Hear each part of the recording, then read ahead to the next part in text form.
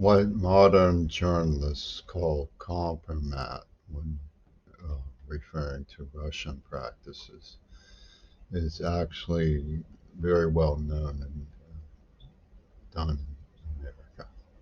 It has been for a long time. It's just known as blackmail.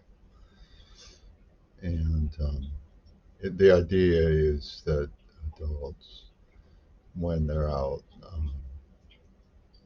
campaigning, separated from their families, might engage in love affairs.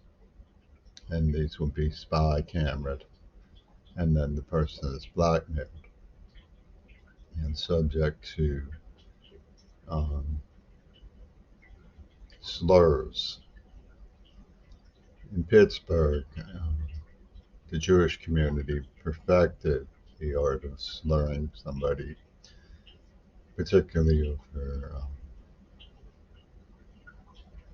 sexual affairs, even when they were held captive as a child. And that's what the Attorney General system in Pittsburgh was set up to do.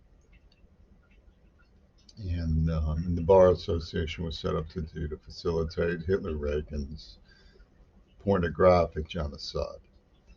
The black community made spy camera um, sex films of me to object lesson as in justified extermination object. It was a genocide warrant. And they implanted a neuroplasm that they could squeeze for interrogation purposes. Now, when I was a child, they tortured me, but a good organized crime agency realizes that when they have a victim that bitter, they better have a good blackmail system in place.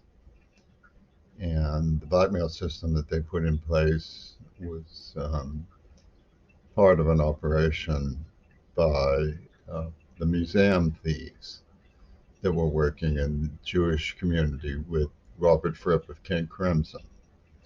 It was a cold-blooded attack on um, Kennedy liberalism with follow-up murders of many Kennedys in the Kennedy family as advertisements for their snuff film claimed to ownership through blackmail by um, blackmail artists in the pornographic lobby who authored the pornographic genocide for the Neva Corporation and the British Crown.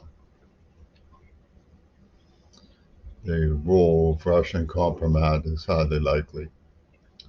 It is a neo-NATO EU syndicate that is bloodthirsty for ancient medieval warriors, and UW dialectical facilitates them. This is why I expected intervention from a group who had long masqueraded as mature about um, freedom of love. But I was mistaken. They were two-tongued hypocrites. Of course, they were two-tongued hypocrites.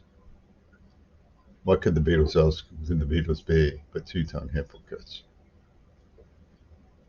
They were the ones sniveling and leering when they killed Bobby Kennedy and Martin Luther King.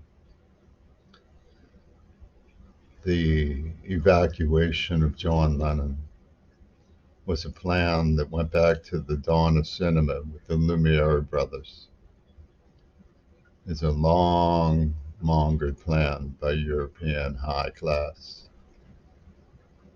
jesters, they called themselves, presiding over media, the ultimate deception. And with it came the cold blooded snivel of the parochial savage, brutalizing a child and then taunting it with the rabid lisp the parochial sadist.